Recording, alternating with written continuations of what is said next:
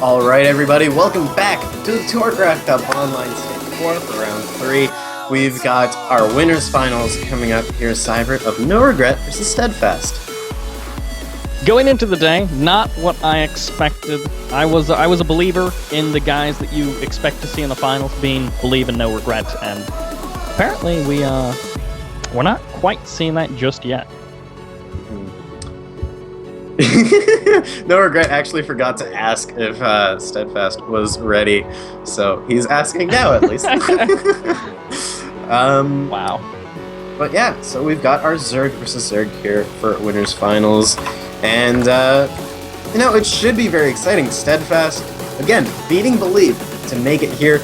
Both of these players guarantee themselves at least $25, as even if they drop into loser's bracket and get third place receives $25 for the day. Of course, courtesy of Enthusiast Gaming, which is the convention that we're going to be at next weekend for our offline section of TorCraft Cup.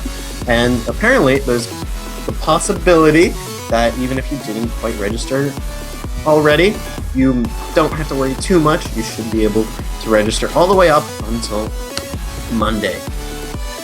Very nice.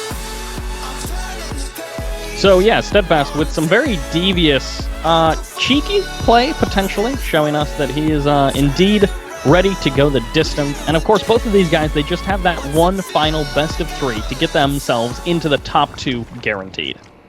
Yeah. And, well, we're going to be getting into this game. We're going to be spawning on our top left red Zerg player. He is our second seed for the day. Can he prove that he deserved it? It is from Team Ascension. Is NoRegreT. The blue Zerg spawning directly east of him on Iron Fortress. He's going for that 15 hatch. This is SteAdfaSt, representing gear in your rear. Yeah. Of course, being a very anti-Terran clan, albeit having a Terran-named clan. Yeah, literally a Terran unit quote. And that was a quote even going back to the original StarCraft, right? So that's like OG quote. Yeah. Though, not a lot of OG clans out anymore. I think the only one was Overdosed, but I don't know whatever became of them. But anyways, we don't have any Overdosed members here. We've got 2 Zergs from Toronto. It looks like they're both going to be throwing down their hatcheries. And actually, we've got an Evolution Chamber coming out very quickly here from NoRegreT. Interesting indeed. NoRegreT did go for the 15 pool into the hatch. So, I mean, it's going to be slightly later, but I'm pretty sure this is one of those things that when people who are actually good at, knowing what Zergs are doing, people who aren't me, they're like, yeah, 15 hatch, 15 pool, those are 2 pretty comparable builds. I believe one is like slightly more economic, and the other one is just you get out lanes a little bit faster.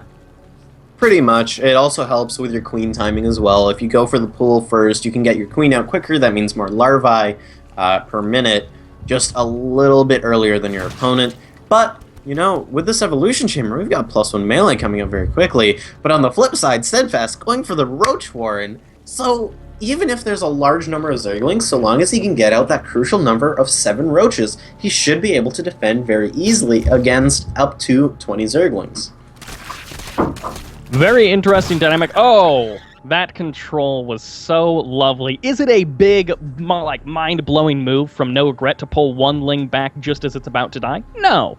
But it's just those adorable little things that you see, and you're like, oh, this guy cares. He cares even about his little Lings that are probably gonna, get shot by a queen in a moment. Yep, and that's exactly what's gonna happen to the both of them.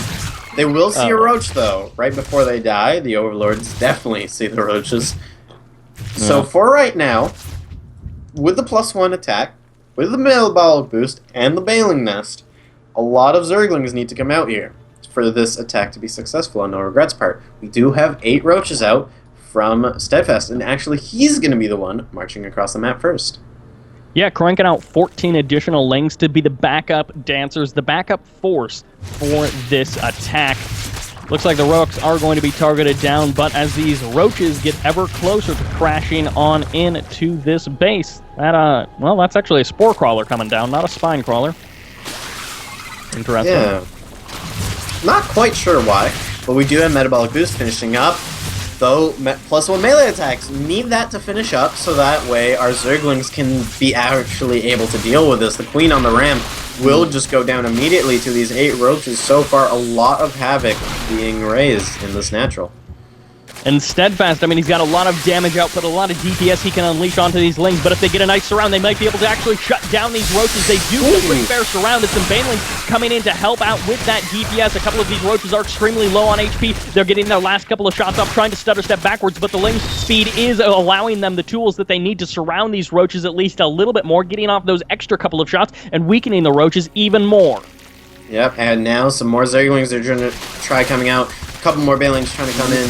There are no Queens right now, though, so you have to remember that once the Larvae Injects are done and spent, that is all there will be, but it looks like the Roaches will get cleaned up. The remaining reinforcements, they're going to pull on back, and these Zerglings, they're going to keep on giving chase, but it looks like SteAdfaSt, he's still going to try and hold true to this attack.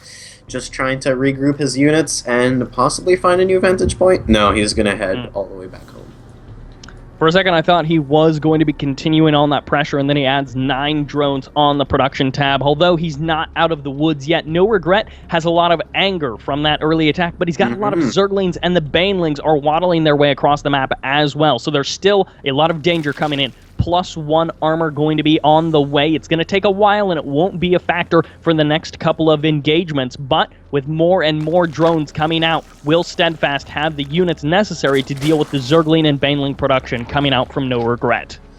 I don't know if you'll be able to, and you have to remember this. These are +1 attack Zerglings and Banelings, so they hit even harder. These Roaches normally don't have so much of a problem, but this time around these Zerglings are able to get in and deal quite a bit. The Roaches all gonna get cleaned up, the Banelings taking care of the Zerglings, and now this natural, no longer even with a Queen. These drones are gonna have to try lining up and heading away. A Baneling heading a lot of those drones. GG indeed. Yep. And that was the moment where the defenses failed for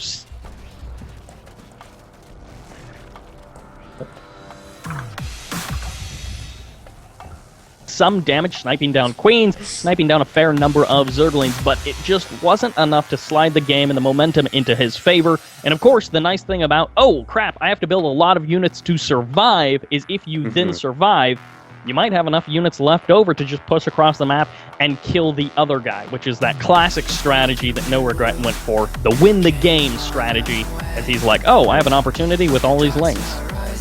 Yep. And right now we're gonna have to see what map number 2 is gonna be.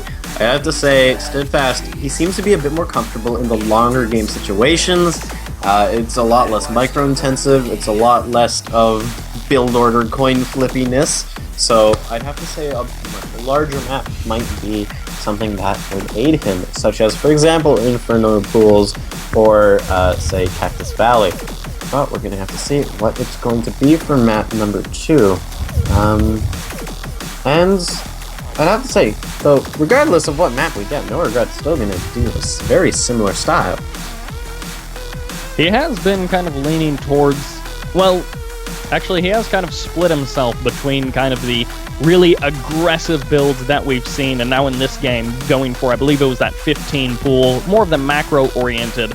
And of course, if we end up on Expedition Lost or Inferno Pools, or maybe even at Vani Research Station, maybe he tries to go for the gold. There's some interesting things you can do on Vani as far as taking the kind of outside natural rather than the in-base natural to push that creep further and kind of reduce that time that your reinforcements actually get across the map if you're going for a heavy 2-base sort of play. So depending on the map, maybe NoRegreT busts out something really aggressive. Again, this is a best of 3 winners bracket finals. He's in that match point position to take this series and guarantee himself that top 2 finish.